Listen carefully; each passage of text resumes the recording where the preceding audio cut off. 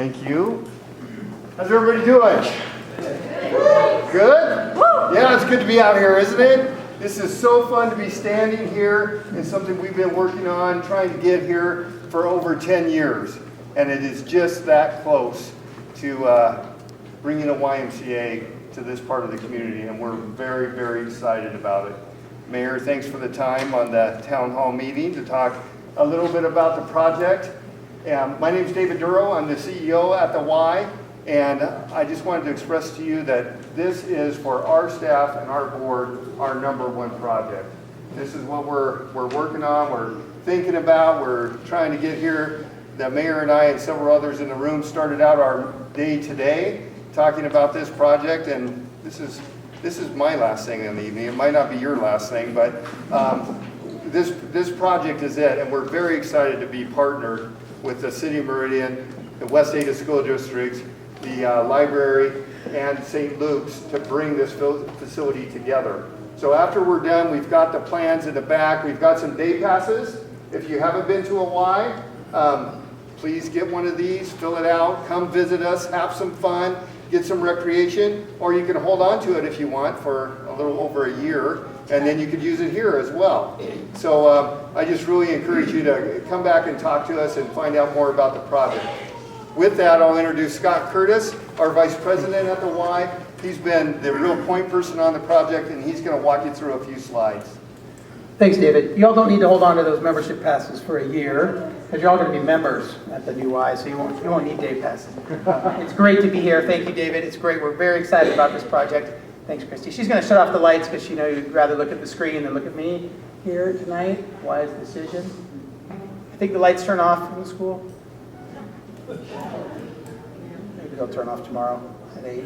All right, I'll get started. I'm supposed to turn them off? Is that what you said? Okay. All right. Okay, so let's see. There it is, South Meridian Family YMCA at the Hill. And it looks to me like the text is sort of changing on this, so we'll see how the rest of this came out.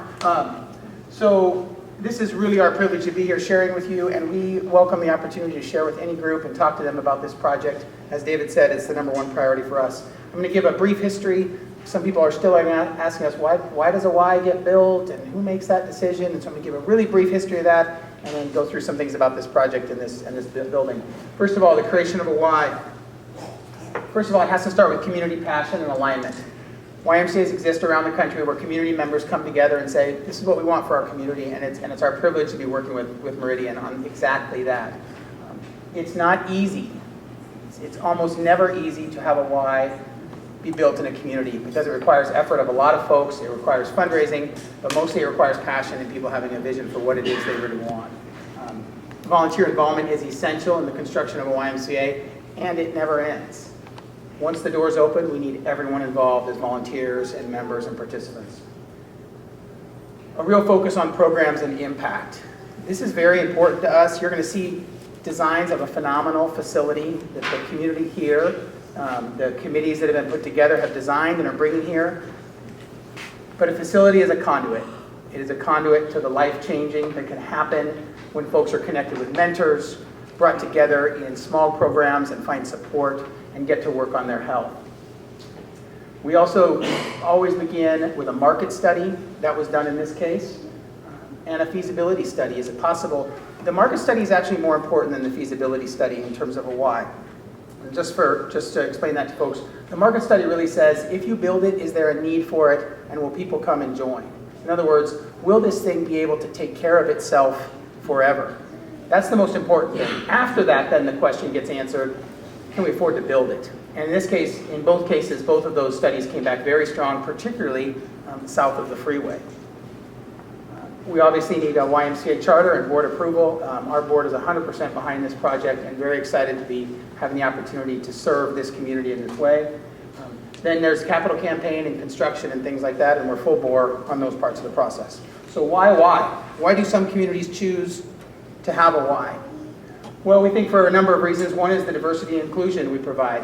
The Y is built on everyone being able to come through those doors, both in terms of programming, from cradle to grave, programming for every age, every ability level, and also every financial level. Very important to us that the community comes in. And we do not feel like we are succeeding as a YMCA unless you can walk in the doors and truly see a cross-section of the whole community.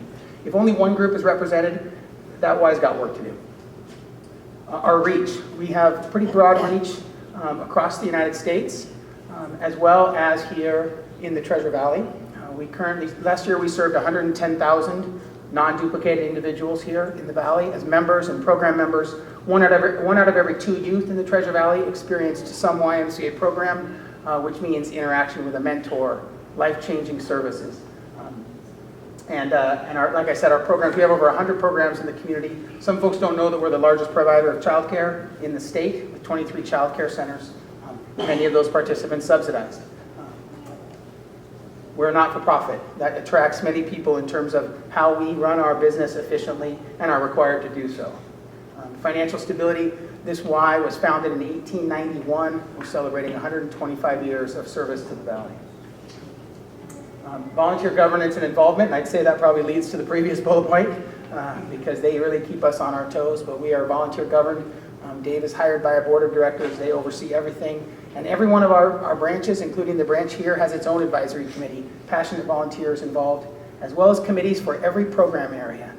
It's really important for the YMCA to be connected to the community through citizens participating. We believe we do have some expertise. We're the largest provider of swim lessons in the nation.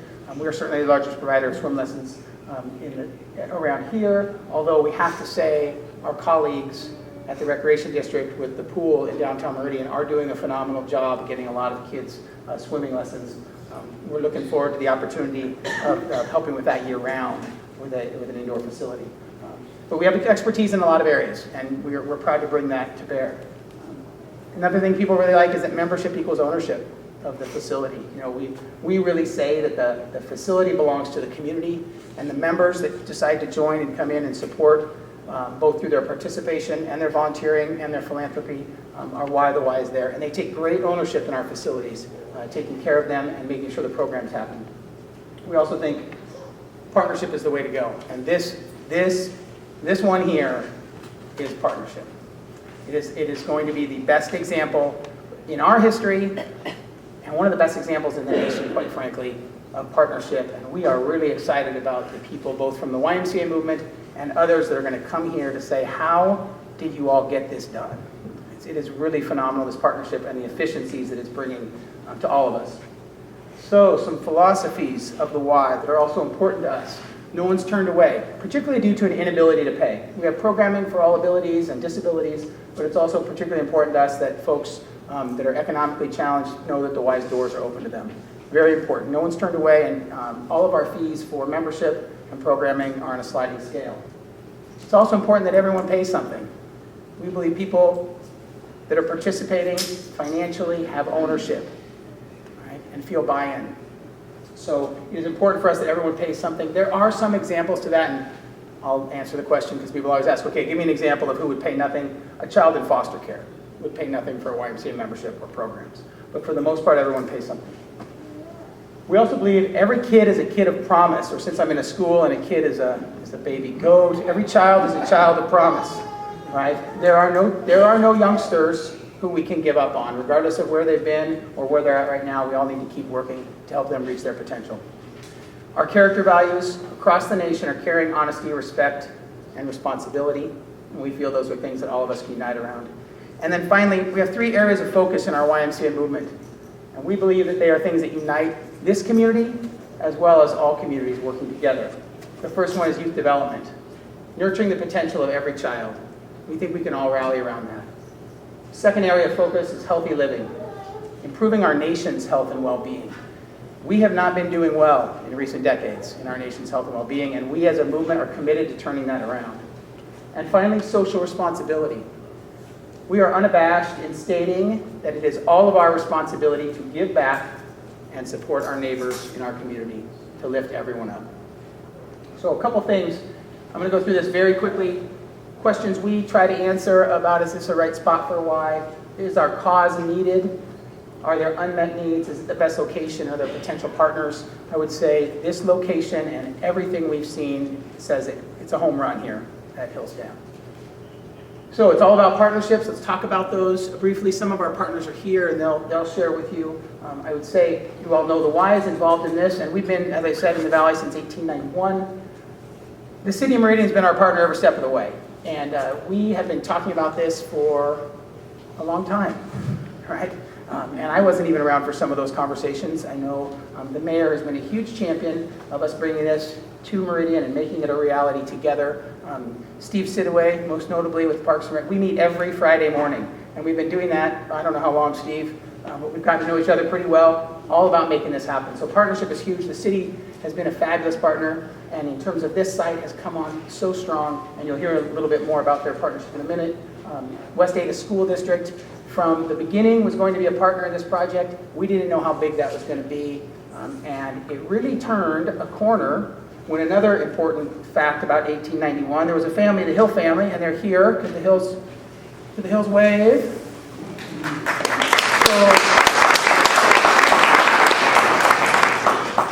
So not only was the Y founded in 1891, but this ground that you're sitting on began to be homesteaded in 1891 by the Hill family. They came forward donating that land, and it really made the partnership explode. The school district was looking to build an elementary school. We had heard of some partnerships around the country trying to bring schools and YMCAs together, and we decided we'd do the best one ever. All right. The city came on with their part of the partnership. Very quickly thereafter, the library came and said, hey, we're looking to build a library branch, and this is in the general area. Maybe we could make this partnership even bigger and have a library embedded. St. Luke's has come on as the health provider in this location, and not just a health provider. They're adding 8,000 square feet inside the facility to help with our work with special populations, folks with diabetes and cancer recovery, et cetera, Parkinson's disease, and with specialized space in the building for that, in addition to serving as the nurses for the school. And finally, we're hoping to have an aquatic center here. It's part of the plans. Lots of people are asking us about it there. An aquatic center is planned in this. The YMCA is committed to continue working tirelessly until we can make that happen. Our one gap right now is the funding to build it. We know we can run it here. Great capital financial case for all of us here. Shared space with the library, school shared space, donated land, shared parking, and a park and school grounds, all complementing each other. Again, all reasons why folks are going to come from all over the country to see this partnership. The operating financial case is just as strong with shared space. There's shared space throughout this facility, some of which many of you know about because you're our partners, you're here. But, you know, we're building the elementary gym. So the elementary students can use that during the day, and the YMCA will use it in the evenings, weekends, and all through the summer. The school is allowing us to use classrooms before school and after school and all during the summer for YMCA childcare programming. The library will speak to all of the shared services that are going to be provided there. And I already mentioned the health partner and all that they're going to provide the YMCA community. And everyone gets something back from this too, you know, by being a part of the partnership. And then finally, the city is building a 10-acre park. You're going to see that in the plans just to the west of the building. And all of us are going to benefit from that.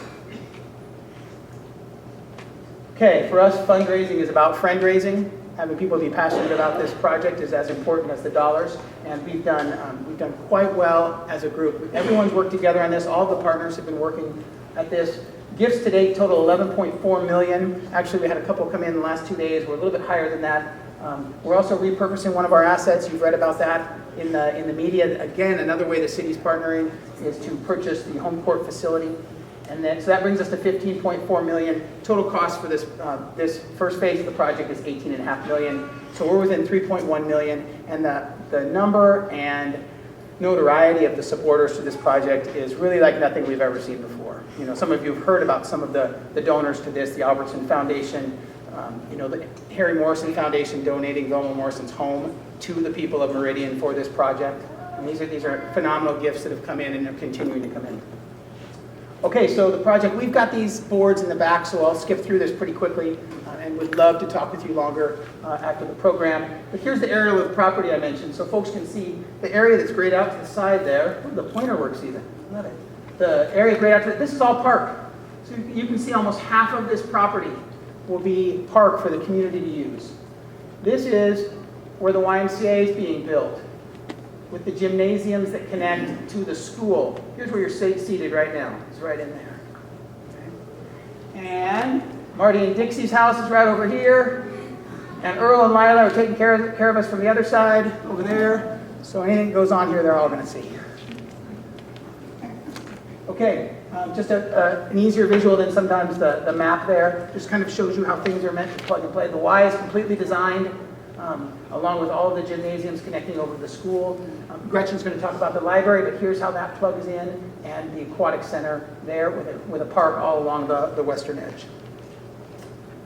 We'll see this level of detail we've got in the back, so we'll talk with you if you want to really see how folks will walk in to the school. One of the things that's been asked is, how does the entry work, though? With the school and with the YMCA, and are folks just going to be walking in with the kids and going into the Y? This is the entrance to the school over here on the ground level. Because of the great topography of the property, people are actually going to enter the YMCA and library from the upper level. So it's a separate level entry. The library will be here, YMCA here, St. Luke's Health Partner embedded there, and then the whole facility, obviously. But there will be controls so that during the day, this elementary gym is completely locked off in terms of YMCA usage, and the only access comes to and from an entry door on the schools, in the school building here. And then after hours, that space is then opened up for the YMCA usage, the efficient usage of the facility. And I'm just going to jump through this. Timeline. We are very anxious to close that final gap in fundraising. Our hope is to close that, for the most part, in the next 4 weeks, have this project go to bid and be able to break ground late this fall, which would allow us to fulfill our commitment to the school, getting that elementary school gym built and ready for the next school year, as well as get this YMCA open and have all of us participating in that together. Ways you can spread the word, contribute, help with promotion of our attempts to build an aquatic center here, help on committees. We've got a community campaign that will be sharing about this Y and getting all of the local folks to donate to it, and events and promotions. Please stay informed, and as always with the Y, live those values of caring, honesty, respect, and responsibility. We have some sheets in the back if you'd like to sign up to help out with any of those things in particular, or just be on the list to get notices about the project as they come about. Please sign up in the back. Okay, I get to introduce Gretchen rather than take questions. I just got my signal. So it's my privilege to introduce Gretchen with the Meridian Library District. Gretchen Casarati, she's your director and an awesome person to be a partner with. I am privileged to go to meetings with her, and her spirit and energy are a gift to the community. So thanks. Thanks, Scott.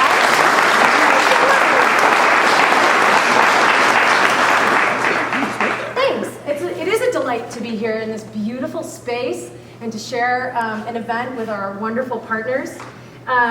So in the interest of time, I will strive for brevity and get to the issues.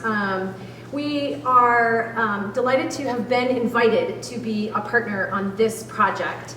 But I do want to take just a brief moment to take a step back and talk about who we are, why we exist, and where we've come from to bring us to the issue that I know you all want to hear a little bit of information about tonight.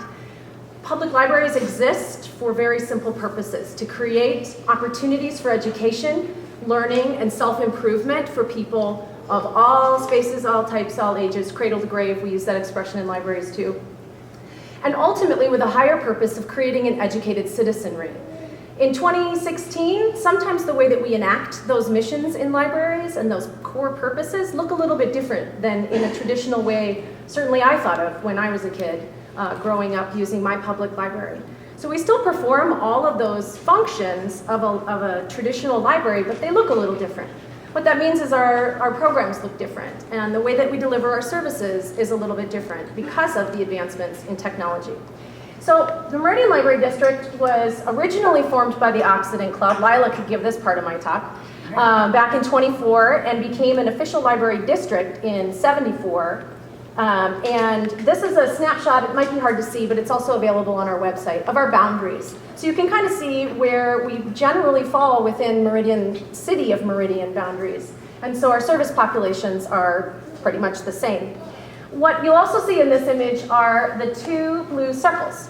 So the citizens of Meridian passed a bond in 1996 to build the library on Cherry Lane. What was formerly once a farm became a public library for the entire district.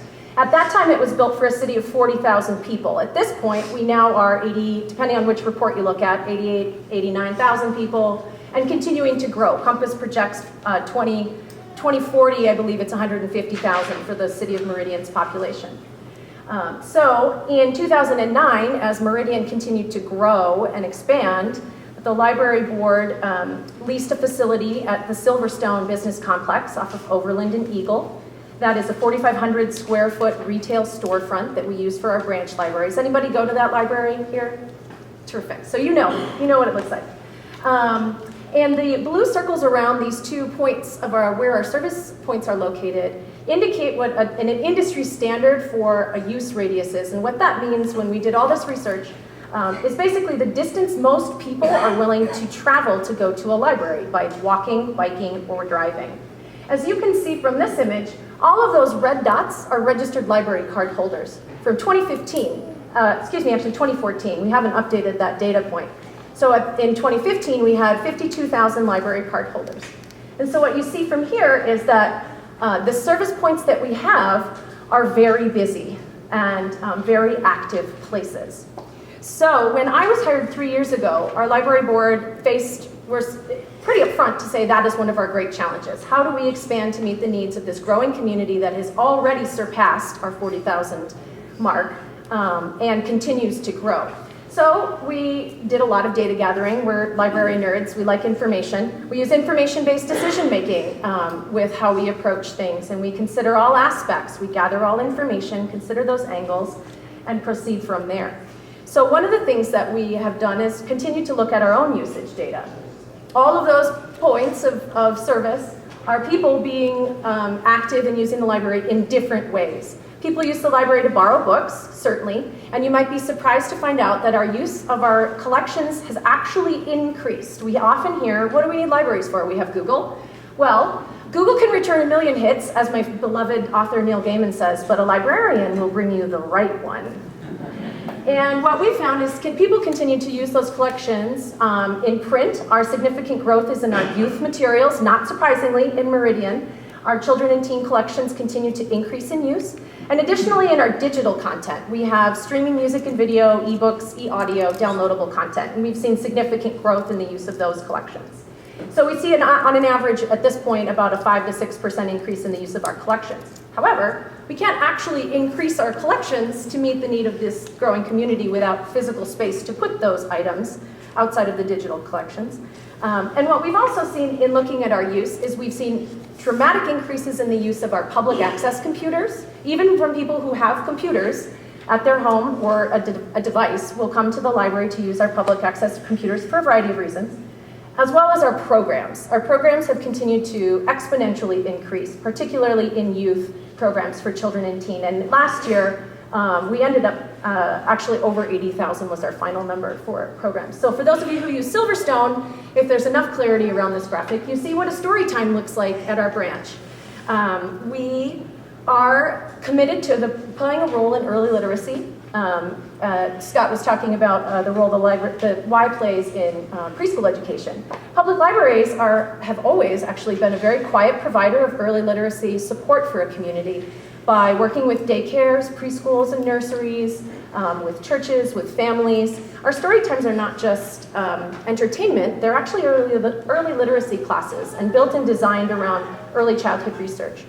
So, excuse me, just for understanding what that looks like here, we don't know what that could look like in the future as Meridian continues to grow. So when I came on board with the library, we took a step back, looked at our own usage trends, started to look out and say, what is our roadmap? And it was around the same time that the West Ada School District and the YMCA approached us about this project. And so we said, before we can commit, we need to make sure we have a long-range plan.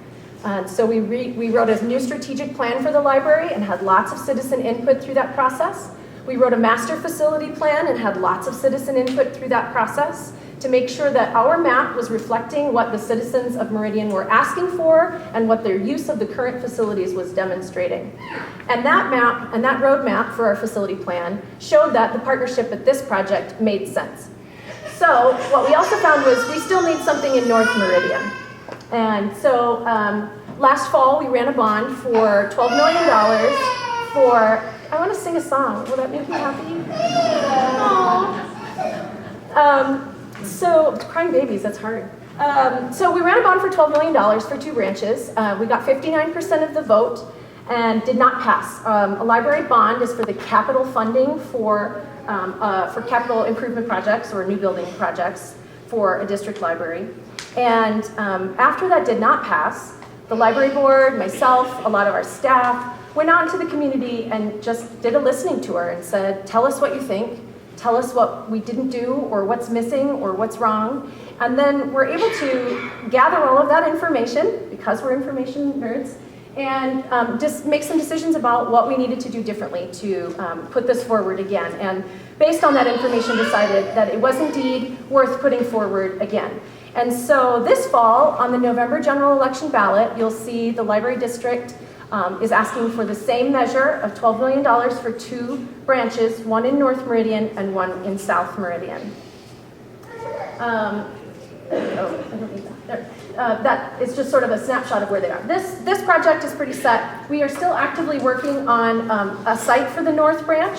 We are very close to being able to talk about some decisions for a little more specificity around that. And so there'll be more information forthcoming in the next couple of weeks as we roll more of the information campaign out about that project. But because we're here, we thought you'd be more interested to hear about this project. And so we have just gotten our information, our maps back toward the end of the summer, floor plans from the architects. And that, we hope, as we start to share that with people, will help you visualize a little bit more of how that relationship between the school and the library will look like, because that is a primary concern for most people. So the public library will be the library, should the bond pass, the public library would be the library for the elementary school. We did lots of research for public library, school library partnerships across the country, and what we found was that with good design, you can overcome the obstacles and the challenges that most people are concerned with. So this graphic, which probably is hard to see, but we can share that with you all, and it'll end up on the website shortly, shows that there is a secure entrance, which actually is this stairwell up here. The architects were able to work with us to essentially create a double lock passageway for the students, where the school librarian would meet them in the library through a locked, secure space, and then take them in for their class visit into the public library and come back out. We have students come to the public library now for class visits, so it's not unusual and it's not uncommon, but we, as Scott mentioned as well, have found ways to make sure that the entrances and access points are secure for the needs of the elementary school student. There's another little graphic of what that would look like. It's important that the public library be public. So we have that separate entrance, as Scott mentioned, where people can come in. Non-Y members will be able to come in and use the library if they choose to. Y members certainly are most welcome as well. We intend to have a teen space on the lower level. There would be a technology lab, a meeting room space. We'd have quiet areas of study and computer labs for adults as well. And the adult collections primarily would be on a mezzanine level. So essentially a 2.5-story building is what we have been able to work out with the architects. So for what ends up being still to be nailed down, an roughly 18 to 20,000 square foot building, for those of you who's Silverstone now, the children's library alone on this graphic is about 5,000 square feet, which is larger than the Silverstone branch now. So the Silverstone branch would close and we could expand those operations by reallocating the resources that we spend now on a commercial lease. And that's one of our values, which are available on the website as well, our core values, is fiscal responsibility. And so as a public entity, we have an obligation to create service points for our patrons to access the services, but we also want to be responsible and make sure that those have long-term commitments to being sustainable for the agency, for the public library, as well as for the citizens. So I think we have 2 minutes, so we can take questions. I'd be happy to answer any questions if anyone has any. Either one. I don't know how to do that. How about you, right here? My question, just real quick, is if the bond is passed, when are you going to start building and when will the library be completed? If the bond passes in November, we would sell the bonds in February, and we would be able to move from conceptual design to architectural actual drawings of the space. So our goal would be a fall of 18, but that might depend on construction and some of those other factors which may impact projects, but our goal would be for a fall of 18. And you had one back there? Yeah, there's a secure entrance for the children to come in, but once they're in, what's the security protocol intermingling with the public? Do they have their own private space? Well, a children's library, it would be essentially the same as it already is in public libraries. So does this have a pointer? Yes. So what keeps people who normally wouldn't be in the public school intermingling with the kids who are just hanging out at the library during the day? well, class visits are about 20 minutes, right? I mean, that's about approximately what students get during library time. So they're very short, and they have both generally a teacher, and in this case, the school librarian would be accompanying those students. And as it is now, all of our staff in public libraries are always very aware of and connect with behaviors. If there are people who maybe don't seem like they're behaving in an appropriate way, they're pretty good at making sure that we are interacting with folks to find out if they need some help. Sometimes adults might be in a children's library because they're just picking up materials for their kids, even if they don't have their kids with them. But we wouldn't allow that in the school library, so. Right. I think it's just a concern that a lot of parents who have children going to school have. We think it's a great idea, we just wish it was a little more private for our kids. Right. And not just open to the public. Right. Because you wouldn't see that in any other Right. school library. Yes, and well, yes, unless you're looking at the school public library partnerships, in which that is often the case. But also, I would add that in Idaho, it does not require that you have credentialed librarians in elementary school, and the research around third grade reading levels is the indicator when students really kick into future success or not. And so what we see in this project is the opportunity to have a credentialed librarian working with the elementary school students. And so we'll be able to do some assessments around those kids and their performance as well. And so that is something that's unique to the students who will attend this school, that it's not a criticism of the other elementary school librarians by any means, but it's not something that is required. And so this is actually a great opportunity to improve the literacy scores of the students who attend this school as well. But I appreciate that, and actually in doing this design, we had a lot of parents from the school who participated. Christine, I know, is here tonight, who came to some of those as well. So, our staff are very alert in public libraries and watch out for kids all the time. So I hope that at least addresses some of that, and we can certainly speak a little more further after the evening. Can you talk about your STEM activities? For STEM activities. And the makerspace. Yeah, the library would also have a lot of technology in some other ways. I don't know if that's maybe connecting to this question, but the question was, can I talk a little bit about our STEM work?